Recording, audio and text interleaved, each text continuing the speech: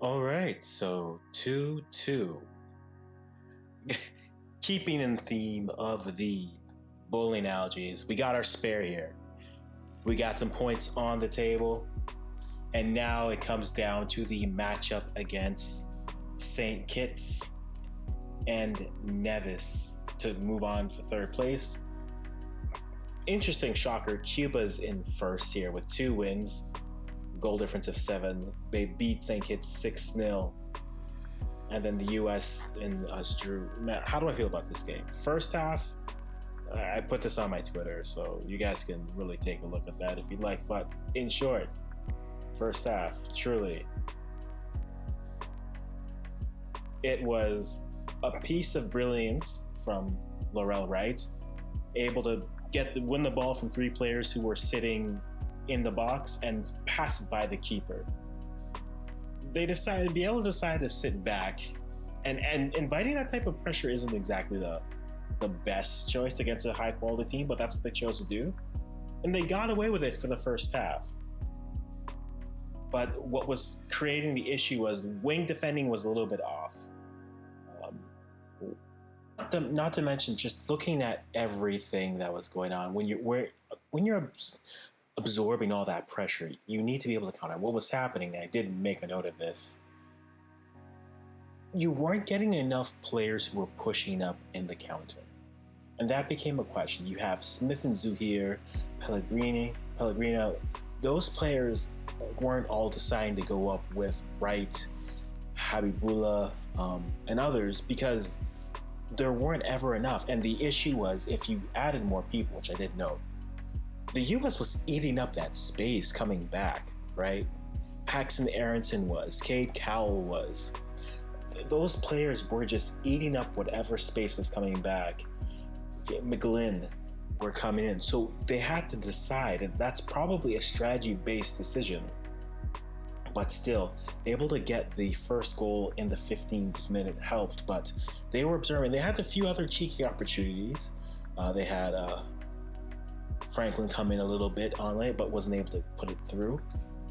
And Canada was able to go to halftime up 1-0. I think other things to really watch with that was the midfield.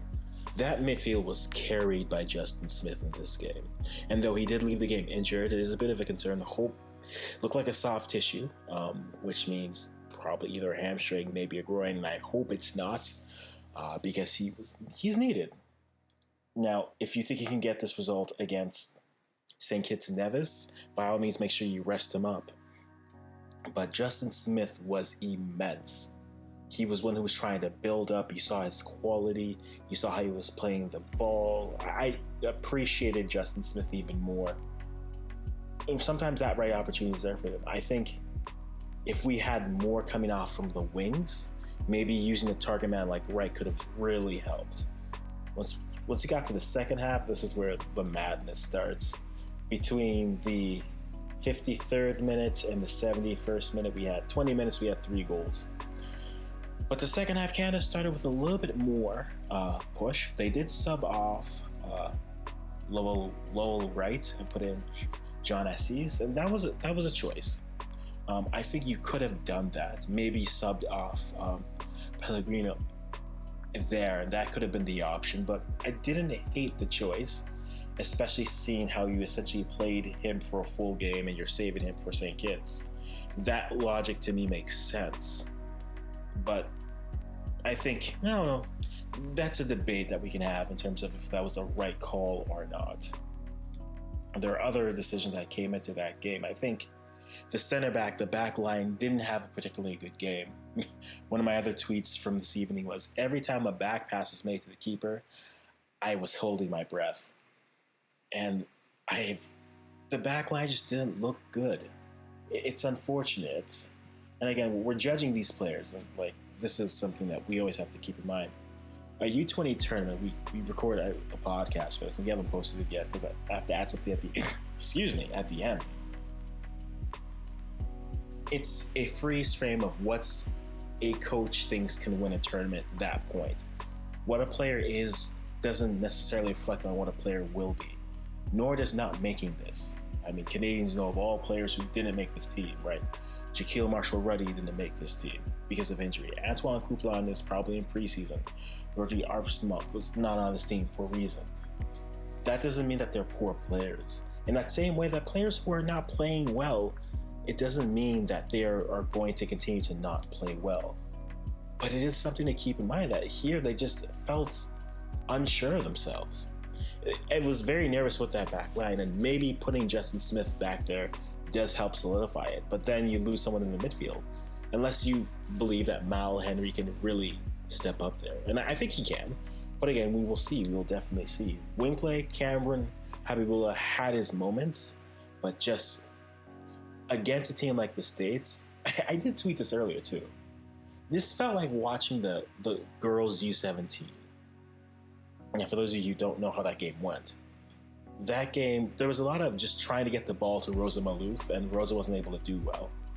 But then the other interesting thing that was happening was you're watching Ella Ati defending on her flank well. And that's where I was like saying, yeah, Kwesi Poku was playing well there. Kashawn Ferdinand was playing well. But I think they were under more pressure just because of, I think, how some of the wing defending was going on. And maybe pinching back a bit, maybe adding Justin Smith to the center backs to have him play between those CBs can go. But McGlynn scores a howler of a shot. There were some other free kicks that came in for the US, but great saves by Ben Alexander. But McGlynn scores that howler of a shot. And I mean, honestly, it was a good goal. Like, you can't do much about that. As a keeper, you're hoping you're reacting fast to that. If I was that keeper, if I was Ben Alexander, I'm not reaching that. I'm not long enough to reach it. You can't do anything about it. You can reach out, you can dive, but well placed. That got them back into the game. But then with a few more substitutions coming in, Canada was able to start to make a few actions in a few moments, getting Catavolo into the game, which I think really helped. And then that's where he just creates the opportunity with Hugo Mbonga coming in. You put the shot on goal coming through, and the next thing you know, own goal, defended. Canada is up again 2-1. And as any logical person would say, what is happening? What is happening? This game felt like it was going to go the route of the senior men's team, where you just see them play defensive structure. They're able to counter well, create, stretch out, and then go. Canada wasn't able to do that because in the midfield, Zuhair had a so-so game. His first half I liked more than the second half, but Justin Smith was there. And then in the second half, it was just Justin Smith moving the ball. Once Catavolo came in, he did offer some opportunities, but again, you didn't have the target. And I think this is where, if that's a strategy you're using, maybe you're using the wrong players. Catavolo on the wing getting some crosses into a dual striker of Lowell Wright and Hugo Mbong. I think those two could have really worked well. Again, like we said in the last video, just lacking proper passing in the final third really is hurting this team. Now, maybe that's a lack of familiarity, but I just kept on seeing opportunities where they were just squandered by a bad pass. Where they just were off. They weren't in sync. They weren't seeing the movements that were being developed by players. They were trying to pass to the players where they currently were versus to where the player should be, leading the passer that way.